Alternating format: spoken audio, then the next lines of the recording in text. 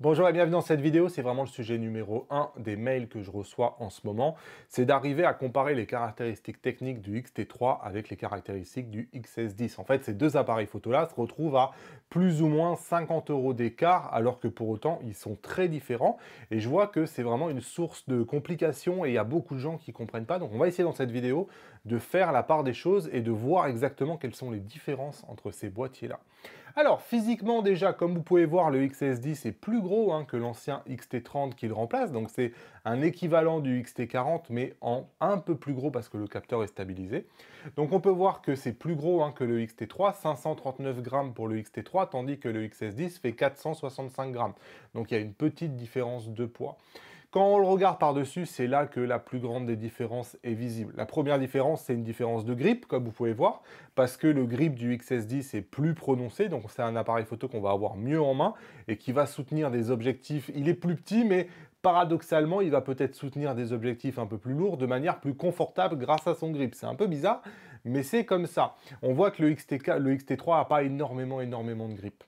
Ensuite, ce qu'on peut voir, c'est surtout la différence des molettes. La philosophie de ces appareils est complètement différente. On a une philosophie Fujifilm avec le X-T3, c'est-à-dire qu'on a une molette pour chaque triangle, pour chaque partie du triangle d'exposition, une molette pour les vitesses d'obturation, pour les ISO, et aussi pour l'ouverture sur les objectifs, tandis que sur le XS10, on est vraiment en mode PASM tel qu'on a l'habitude avec tous les autres appareils photo sur le marché, une philosophie qui vous conviendra peut-être probablement mieux si vous venez pas de l'univers Fuji et que vous êtes habitué à ça et vous avez une molette à l'avant, une molette à l'arrière, et c'est avec ça que vous allez jouer sur la vitesse d'obturation, l'ouverture ou les ISO.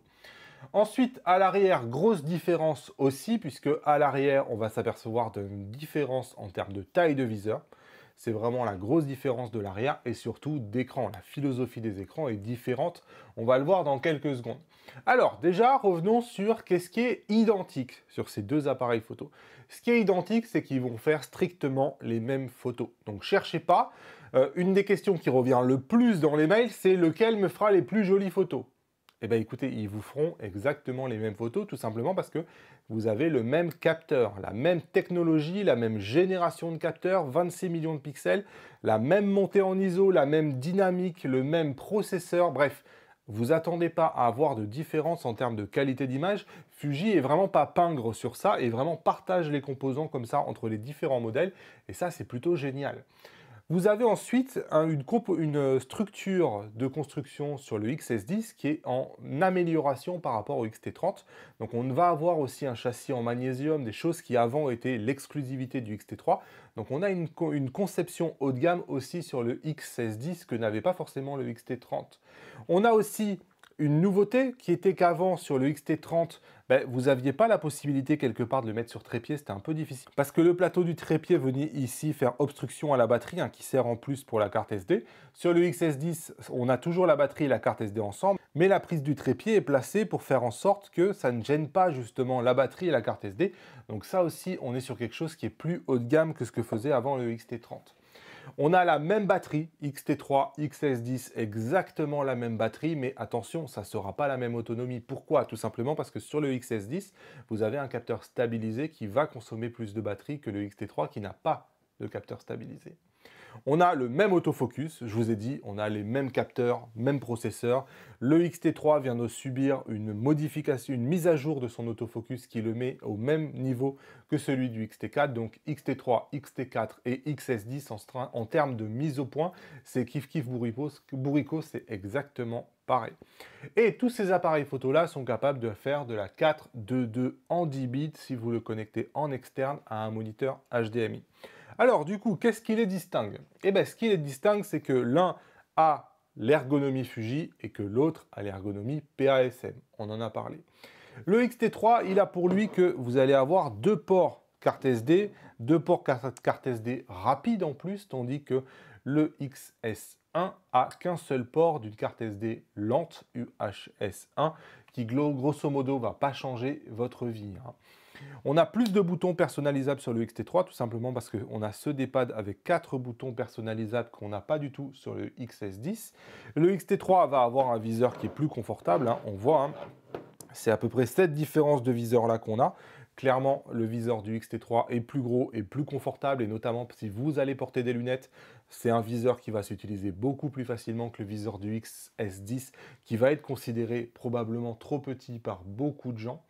On n'a pas de capteur stabilisé sur le X-T3. Par contre, on a un écran inclinable, même s'il n'est pas sur rotule. Et quand je dis écran inclinable, c'est selon tous les axes, hein. En photo, il y a beaucoup de gens qui trouvent que c'est la meilleure des conceptions parce que tout simplement, on reste dans l'axe de l'objectif. Une des choses qu'on reproche à un écran sur rotule, c'est que quelque part, il vient se mettre sur le côté. Donc l'objectif est ici et l'écran est ici. Alors ça a des avantages puisque par exemple en vidéo ou pour faire un selfie, même en photo, on est capable de voir ce qui se passe à l'écran, chose qui est absolument impossible sur l'écran du X-T3, mais ça a l'inconvénient quelque part de vous désaxer. Donc ça, c'est vraiment vous qui voyez. Moi, j'aime personnellement beaucoup l'écran sur rotule. Aujourd'hui, c'est quelque chose dont je ne peux plus me passer.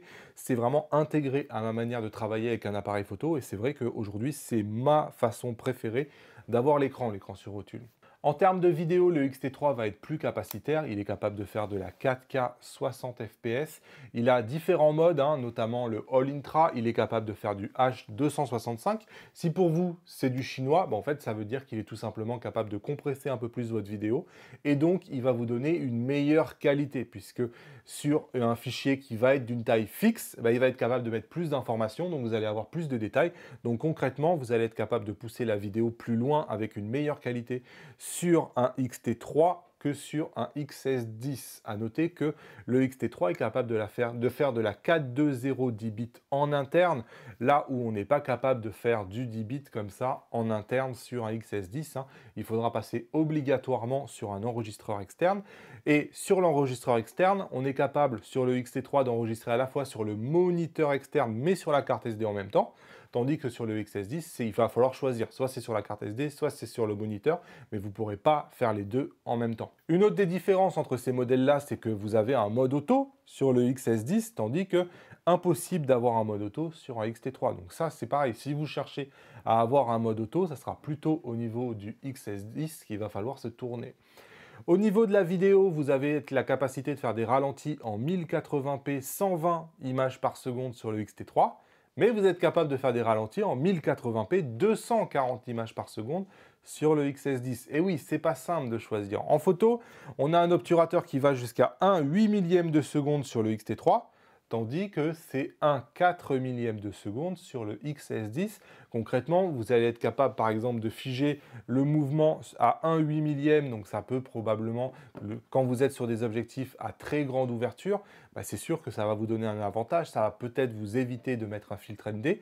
Bref, c'est quelque chose qui n'est pas forcément négligeable. En termes d'autonomie, l'autonomie annoncée par Fuji, c'est 390 photos sur le X-T3, et c'est 325 photos sur le XS10. Donc on voit bien une différence d'autonomie en faveur du X-T3, tout simplement parce qu'il n'a pas de capteur stabilisé. La dernière chose que a le X-T3, c'est tout simplement la tropicalisation qui est absente du XS10. C'est difficile à dire, XS10. Bon, et les avantages du XS10, c'est un capteur qui est stabilisé. C'est un avantage en vidéo parce que vous avez moins de tremblements, et vous avez aussi un avantage en photo parce que vous êtes capable de prendre des photos à basse vitesse qui vont vous permettre de faire des espèces de mini pauses longues à main levée ou d'éviter de monter trop dans les ISO. Donc clairement, un capteur stabilisé en 2020, c'est quelque chose qui est moderne et c'est quelque chose qui est vraiment de notre époque. Ensuite, on a un écran sur rotule. On en a parlé, écran sur rotule, moi aussi bien en photo qu'en vidéo. Pour moi, c'est un avantage. L'autre chose qu'a ce XS10, c'est la simulation de film Classic Neve, qui est une de mes simulations de film préférées. C'est vrai que si vous faites du JPEG, avoir cette simulation de film Classic Neve, ça vous donne accès à un nouveau look qu'aujourd'hui, on n'a pas encore sur un XT3. Je ne sais pas si un jour, via une mise à jour, Fujifilm l'ajoutera sur un XT3 ou non. Pour l'instant, l'histoire ne le dit pas. Et on va surtout avoir un grip plus profond. On l'a vu tout à l'heure quand on a vu les différences. On a un flash aussi intégré à l'intérieur du XS10. Donc on est vraiment dans cette conception du XS10 d'avoir tout à portée de main et d'avoir pas besoin d'accessoires supplémentaires. On peut déclencher son flash. Hop, ça peut dépanner. Et pour le reste, je pense qu'on commence à avoir fait le tour. Et c'est difficile, je vous comprends, de choisir entre un XT3 et un XS10. En fait, il faut se mettre en tête que si vous voulez faire aucun compromis, que vous voulez le meilleur des deux mondes de ce que offre un XT3 et de ce que offre un XS10, c'est un XT4 en fait. et il faut mettre les 500 ou 600 euros supplémentaires que vous avez besoin pour accéder à un XT4. Mais si vous n'avez pas le budget pour un XT4, il va falloir faire un compromis. Soit d'un côté, vous faites un compromis en oubliant le capteur stabilisé et l'écran sur rotule. Et donc à ce moment-là, vous prenez un XT3 parce qu'il est tropicalisé, qu'il a 2 ports SD, ce qui peut être jugé plus professionnel entre guillemets le XT3 que le XS10. Malgré tout, le XS10, il a tellement de caractéristiques qu'il ne démérite pas du tout. Et c'est vrai que pour beaucoup, avoir un capteur stabilisé et un écran sur rotule, c'est quelque part une conception plus moderne, plus 2020. C'est vrai qu'aujourd'hui, c'est vraiment la tendance d'avoir ces deux propriétés-là sur un appareil photo.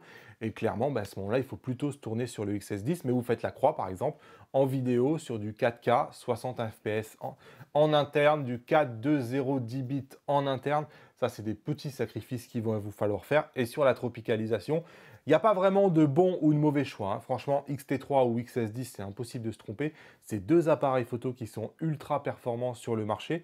Il faut juste choisir quel compromis vous allez faire. De toute façon, en choisissant ces appareils photo-là, vous faites un compromis. Le seul cas dans lequel vous ne faites pas de compromis, ça sera le XT4. Voilà, j'espère que je vous ai aidé avec cette petite vidéo sur la comparaison entre un XT3 et un XS10. Waouh, c'est difficile à dire. Le XS10, je l'aurai bientôt entre les mains pour faire un test. On se retrouve dans ce test-là. En attendant, vous avez le guide de démarrage du fugiste débutant en cliquant sur les 12 conseils qui sont juste ici. Il y a les masterclass Fujifilm, je vous mets le lien dans la description. Il y aura une masterclass pour le XS10. Si j'ai oublié quelque chose à propos de ce XS10 et de ce XT3, n'hésitez pas à me compléter en commentaire ou à me donner votre avis. Vous choisiriez quoi, XT3 ou XS10? Dites-moi tout ça en commentaire et moi je vous dis à bientôt dans une nouvelle vidéo. Salut!